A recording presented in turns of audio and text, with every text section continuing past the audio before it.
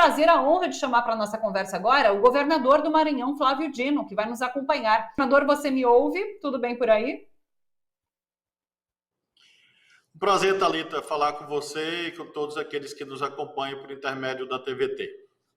Prazer é nosso, governador, uma honra te receber por aqui. E num dia tão importante como esse, de discussão ali no plenário do STF sobre a anulação dos processos das sentenças do ex-presidente Lula. É claro que eu quero começar falando sobre isso com você. Havia até uma especulação aí de que Edson Fachin poderia, inclusive, mudar a sua decisão anterior de territorialidade ali, de anulação por conta da territorialidade dos processos do ex-presidente Lula. O que parece, ele manteve essa decisão, que agora vai ser ali analisada pelo plenário. Eu quero uma avaliação sua e, inclusive, a sua expectativa sobre esse julgamento. Você que é advogado, ex-juiz federal, conta pra gente como você está vendo esse julgamento pelo plenário do STF. São dois temas que acabaram ficando embaralhados, um referente à chamada incompetência, que eu particularmente sempre afirmei, e a outra também um outro vício chamado suspeição, que leva, tanto no caso quanto no outro, à nulidade da sentença. Tenho a certeza de que, no que diz respeito à incompetência, que é óbvia, uma vez que os fatos narrados não se referiram em nenhum momento ao Paraná e nem há conexão com a Petrobras, por isso mesmo isso jamais poderia lá estar, a não ser por fatores políticos e ideológicos, e em razão disso eu tenho a certeza, Thalita, de que o Supremo vai manter o reconhecimento da incompetência e a nulidade dos atos decisórios proferidos erradamente em Curitiba. Quanto à suspeição, acho que é um placar um pouco mais apertado, um pouco mais duvidoso. Mas eu, analisando sob a ótica do Código de Processo Penal, que é uma lei bastante antiga no Brasil, de 1941, não há dúvida que esse vício também estava presente, uma vez que a lei diz, o Código de Processo Penal diz, que um juiz que aconselha uma das partes se torna suspeito e a sua sentença é nula.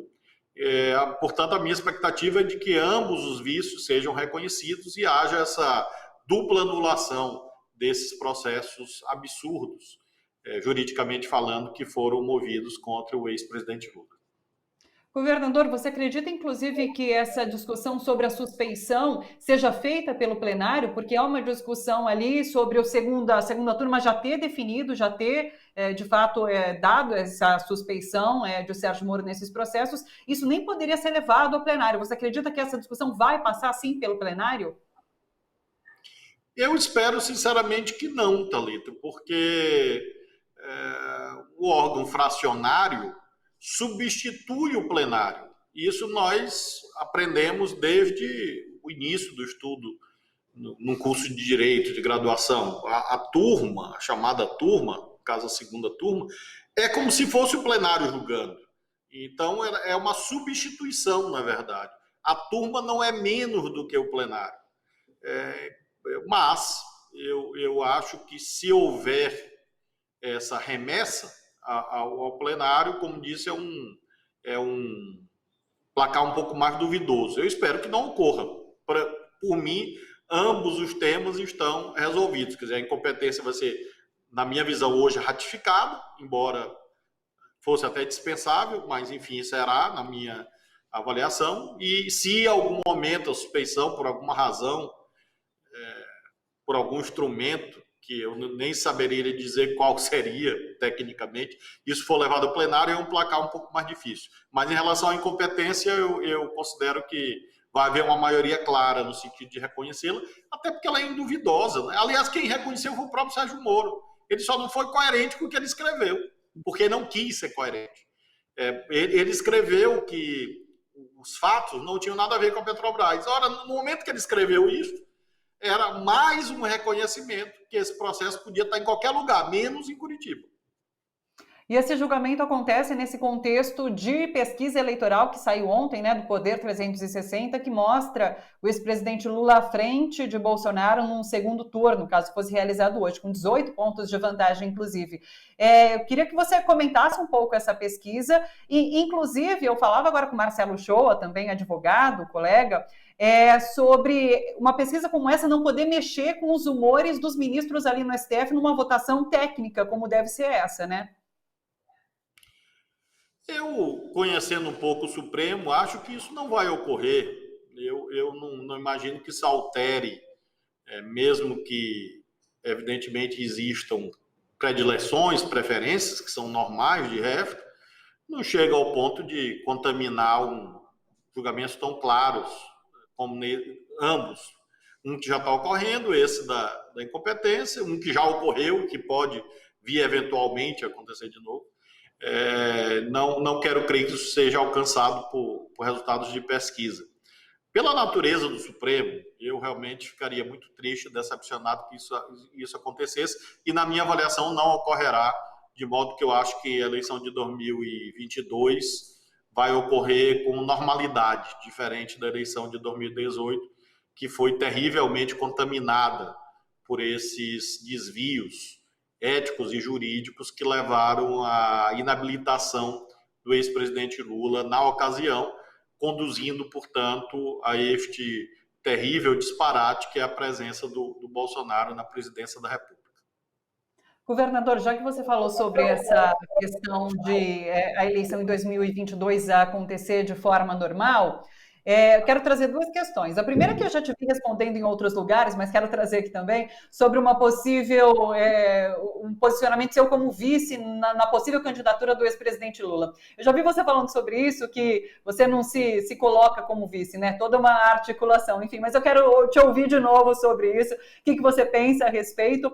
E quando você fala sobre um possível... tá todo mundo no chat, inclusive, perguntando sobre isso, então estou trazendo essa questão aqui. Quando você fala sobre esse processo ocorrer de forma normal, a gente sabe que tem um pós-eleição ali que pode ser tumultuado, né? A gente viu o caso nos Estados Unidos ali, com apoiadores de Trump invadindo ali o Capitólio. A gente tem falado aqui no Bom para Todos, inclusive, sobre esse risco das polícias militares e que tem um amplo apoio de Bolsonaro ali dentro, né? Sobre essas polícias militares, inclusive milicianos, cometerem alguma coisa ali, Bolsonaro não aceitar esse resultado. Então, essas são as duas questões. Primeiro, eu quero saber sobre essa possível chapa Lula-Flávio Dino, e em segundo ponto, sobre o pós-eleição, o que você pensa sobre? Eu tenho conversado muito com o ex-presidente Lula desde que ele teve a sua liberdade corretamente restaurada, portanto, já antes da pandemia, e sempre fazendo uma avaliação do quadro político e sempre com uma visão muito otimista quanto à eleição de 2022. Acredito que a perspectiva democrática, nacional, popular, será vitoriosa, será mais forte. E liderada pelo ex-presidente Lula, é claro que essas chances se ampliam mais ainda. Agora, nós temos que encontrar o programa, alianças, candidaturas, mais algo que eu submeta ao crivo individual, porque sim um arranjo, neste caso, de modo muito óbvio, algo que depende mais da vontade dos outros do que da sua. Eu jamais me ofereceria para ser vice, porque seria, no mínimo, falta de educação. Você chegasse... Mas você aceitaria, governador, caso fosse convidado? Claro, Thalita, que seria uma honra, mas não é algo que você acorde pensando nisso, né? Porque eu sou muito pé no chão, eu sou muito aqui, agora, realista, um senso prático, né? Tanto que eu construo hoje aqui a candidatura ao Senado, a pré-candidatura ao Senado do próximo ano, aqui no Maranhão. Esse é, digamos, o roteiro mais provável, eu diria. Qualquer outra coisa depende de tanto si no meio do caminho que eu sequer penso no assunto. Agora, mas tento ajudar do máximo quanto posso, participar, opinar, enfim, e, sobretudo, fazer o contraste com esse desvario que está no poder, procurando sempre mostrar como, usando os recursos públicos com seriedade, com compromisso social, com probidade e com senso daquilo que realmente importa, como você proteger os mais pobres, promover os direitos da população, você consegue bons resultados, que, graças a Deus, temos conseguido aqui no nosso estado. Então, esse é meu empenho. E procuro também, entre essas reflexões, levar em conta aquilo que eu tenho chamado, Thalita, de risco Capitólio, que, a meu ver, paira por sobre a democracia brasileira. Paira efetivamente. Porque todos os dias o presidente da República emite convites nessa direção de ruptura da ordem constitucional. Hoje, nós estamos conversando, hoje ele fez um discurso num desses quartéis falando do nosso exército, protetor da liberdade e etc., fazendo um chamado político às Forças Armadas. E, portanto, um chamado de violação ao artigo 142 da Constituição Federal, que corretamente coloca o poder civil, ou, na dicção constitucional, os poderes constitucionais acima do poder militar. Ou seja, não existe tutela militar sobre o poder civil. E ele inverte essa equação constitucional e faz o tempo todo esses chamados. Então, é realmente algo que merece muita atenção. Há esse tema da tentativa vil de milicianizar as polícias estaduais. No nosso estado, isso não ocorre, mas nós vemos dificuldades daqui e da colar, de um certo sentimento de facciosismo, e como se isto pudesse ser um argumento político legítimo. Então, eu considero, como você, Thalita, que esse é um tema que deve ser repetido e debatido à exaustão, exatamente para que a gente possa proteger as instituições democráticas. Quem conhece a história brasileira não tem o direito de minimizar essa possibilidade, porque nós sabemos que quantas rupturas já houve e, portanto, a gente tem que ter vigilância, mobilização democrática para impedir esses impulsos despóticos presentes umbilicalmente na figura do Bolsonaro. Ontem a gente alertou sobre esse convite, porque ontem ele fez essa declaração, Bolsonaro, né, de que eu espero a manifestação do povo para poder agir. Isso foi, de fato, um convite muito perigoso a se fazer nesse momento. Mas, governador, eu queria agora trazer o tema da pandemia aqui para a nossa conversa. Deixa eu aproveitar, toda quinta-feira a gente tem a participação do Paulo Donizete, que é editor-chefe da Rede Brasil Atual, aqui com a gente no Bom para Todos, comentando as notícias do dia. E hoje ele aproveitou para mandar um questionamento aqui para o Flávio Dino, para o governador, para que a gente possa conversar sobre esse tema da pandemia. Eu vou pedir para o Du rodar aqui para a gente acompanhar então junto essa pergunta do Paulo Donizete. Boa tarde, governador Flávio Dino. O Brasil caminha para terminar o mês de abril com mais de 400 mil mortes pela Covid-19. E não só por omissão do governo de Jair Bolsonaro, mas também por uma política deliberada, proposital, de tentar impor uma imunidade de rebanho, como dizem alguns especialistas, ou seja, uma característica bem comprovada de política genocida, como dizem os críticos. Então, com o processo aberto de CPI no Senado, com pedido de investigação do Ministério da Saúde, pelo TCU, pelo Ministério Público Federal, enfim, são tantas as acusações e as denúncias de crime de responsabilidade que eu gostaria de saber do senhor se o senhor acredita haver alguma possibilidade de que esse governo, o governo de Jair Bolsonaro, seja interrompido antes de chegar ao final. Por favor, governador. Eu agradeço ao Paulo o questionamento muito pertinente. Não há dúvida que esta é uma necessidade, tanto sob a ótica jurídica quanto sob a perspectiva política. Juridicamente, uma vez que estão configurados crimes de responsabilidade à luz do artigo 85 da Constituição Federal e da Lei 1079 de 1950.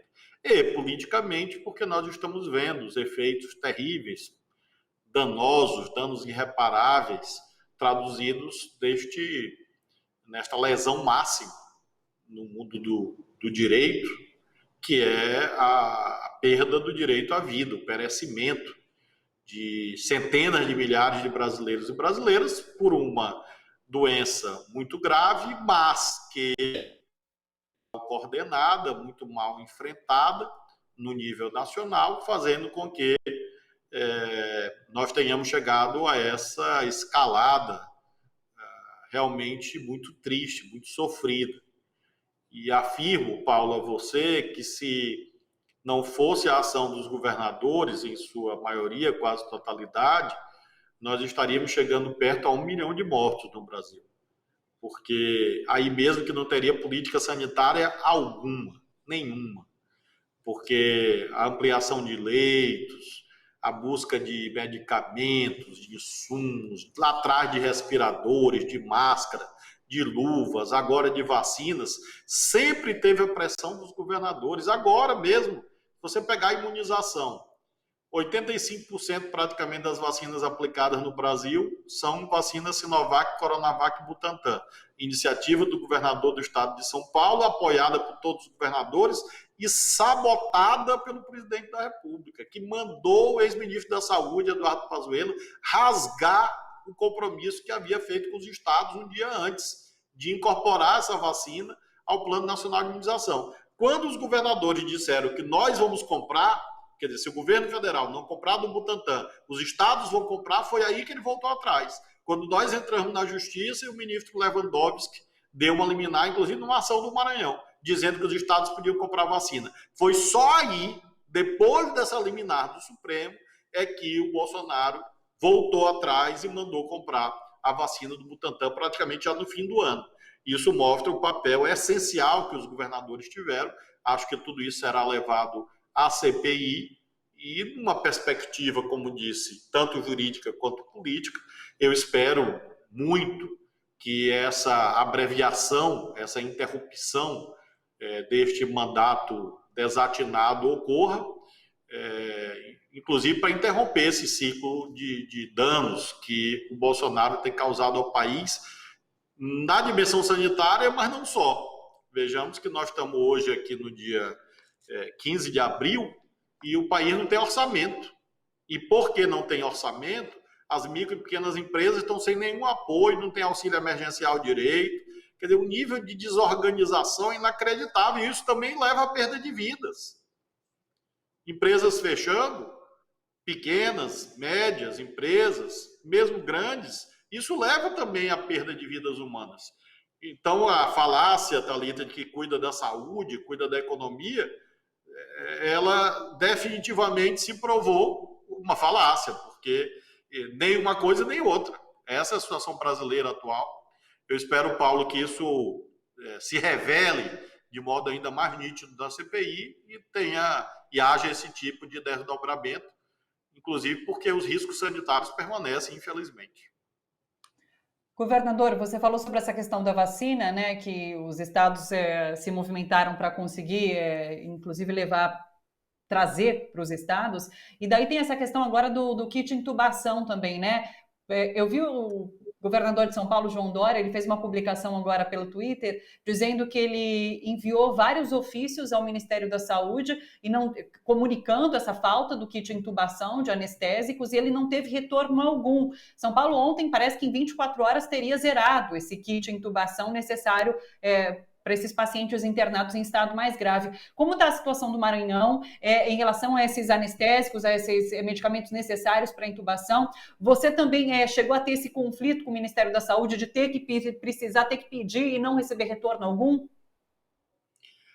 Thalita, quando começou a pandemia, eu fiquei esperando algum tempo respiradores e insumos que o Ministério da Saúde iria mandar.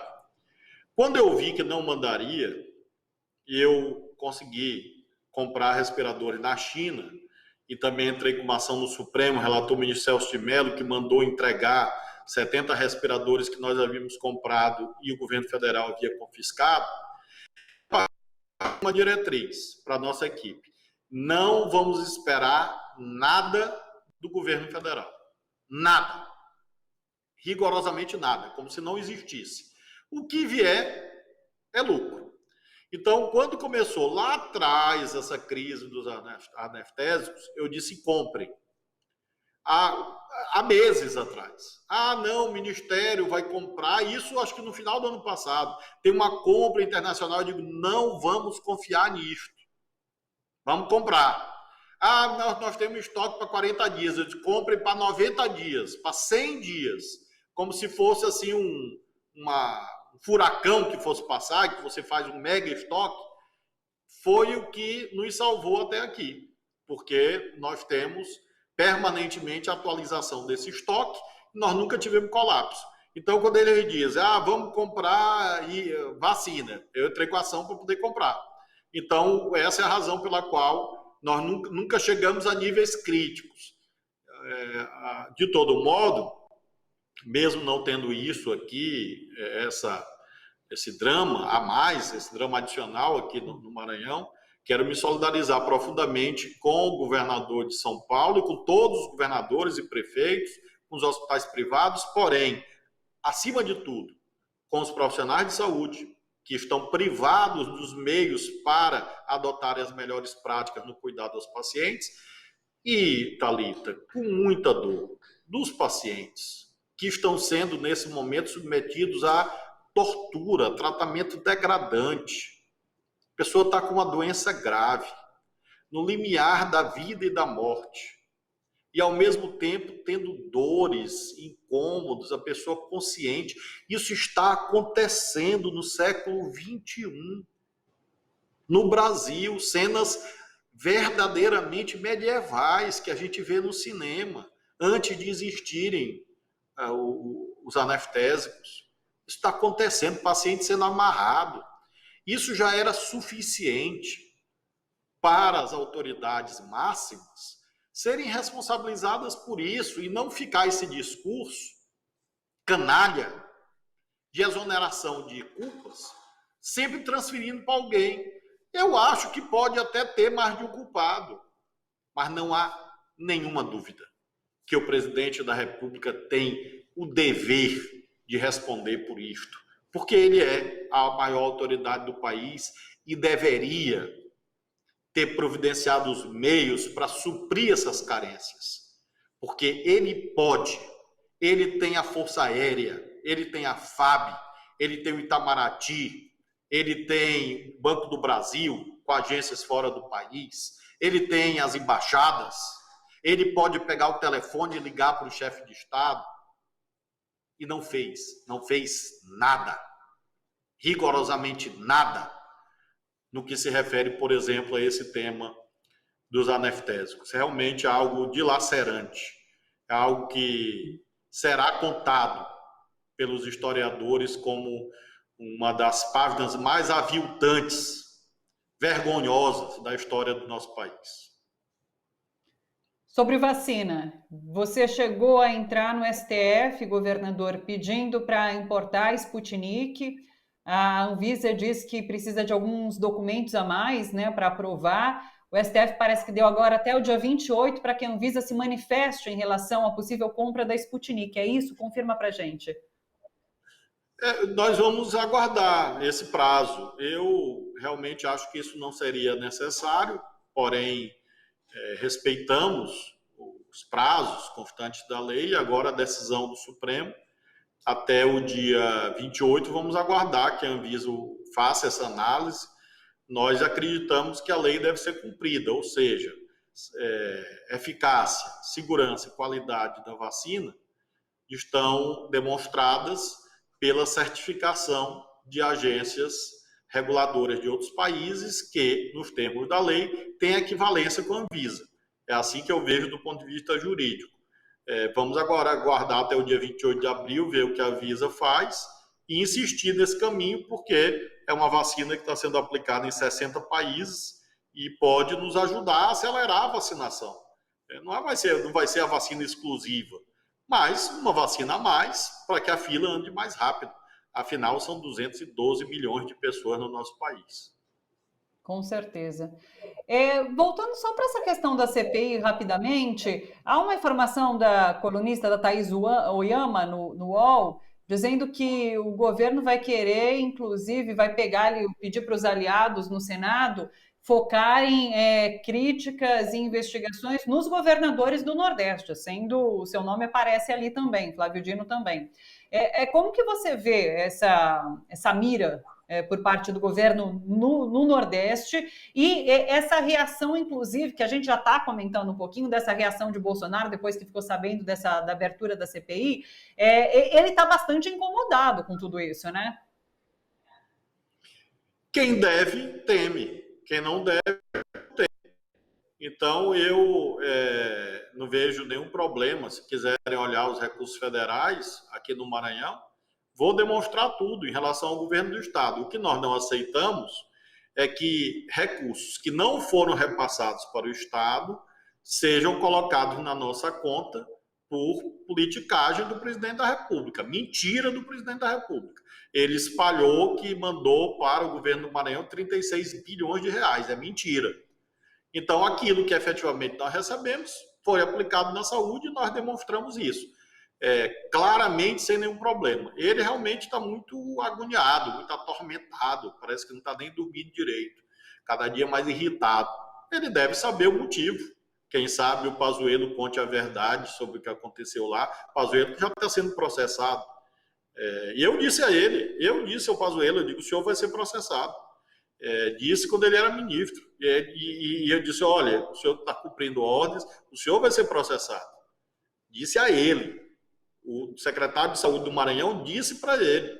Então pode ser que ele conte as ordens que ele recebeu do presidente da República. Então o Bolsonaro está muito angustiado. Ser perseguido pelo Bolsonaro é uma honraria para mim. Uma honraria. É um selo de qualidade. Vou botar até no meu currículo Lattes. O pessoal tem brincado com essa questão do Twitter, né? Ser bloqueado no Twitter por Bolsonaro também é elogio nesse momento. Só uma última questão agora, em relação à pandemia, acho que você já apontou um pouco nas suas respostas, mas você acha que essa pandemia, de fato, pode auxiliar nesse desgaste do governo para que um possível processo de impeachment seja encaminhado mais rapidamente? A pandemia é o sinal máximo de um desastre. Na verdade, o conjunto da obra do Bolsonaro enseja múltiplos crimes de responsabilidade, desde o ponto de vista fiscal, essa tentativa de golpe, coação no judiciário, coação no legislativo, ameaça aos governadores, portanto, violação do princípio federativo. É um serial killer, como eu tenho dito. Ele pega os tipos penais lá da Lei 1079, dos crimes de responsabilidade, e percorre com muita maestria, eu diria. Talvez seja um dos pontos altos, uma das coisas que o Bolsonaro faça melhor na vida, é cometer crime de responsabilidade. E aí ele tem um acervo, é um conjunto. Entre esses, destaco muito destaque a má gestão da pandemia, porque nenhum governante do planeta agiu tão mal e nenhum governante pode ficar impune em razão de um desempenho tão desastrado, dolosamente desastrado, intencionalmente desastrado. Porque poderia dizer, não, eu não sabia, eu não via, raio humano, perfeição não é um atributo das pessoas, claro, mas neste caso, basta olhar que as ações ou omissões têm encadeamento com palavras, discursos dele. Há, nesse aspecto, absoluta coerência. O que ele disse, ele fez. É uma gripezinha, não vai matar ninguém, é uma histeria, é mimimi, e etc. E, em razão disso, as ações e omissões foram se produzindo. Portanto, condutas dolosas, intencionais. Então, eu sempre tenho essa expectativa de que as instituições democráticas vão dar conta disso o mais rápido possível, ou em algum momento. Às vezes a justiça tarda, mas eu sou daqueles que acreditam que ela não falha. Então, virá.